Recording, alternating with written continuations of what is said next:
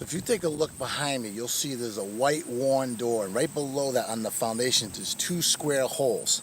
Now years ago, what I used to do is I used to walk out on that side. There used to be two mounds of sawdust on either side, just below those holes. Okay, that's where the manure used to come out, and there used to be a big flatbed tractor with a blade that would spin, and they used to fertilize the fields with it. So for 1 hour straight, I used to have to scoop 2 or 3 scoops on one side, jump over to the other side, 2 or 3 scoops for an hour straight, back and forth. It was the toughest job on the farm. Your forearms would be screaming, your hands would be hurting by the time you were done. But once you accomplished it, you said, oh my God, it was a lot of work, but it's done. Thank God for that. It's the same thing in the selling game. Sometimes you can work with a customer. You could show them 1, 2, 3 cars, 2 cars. You could be with them for 40 minutes over something that doesn't make sense, but you got to stay in, you got to keep them engaged and keep working it and working it and working it, and then finally you'll get the close.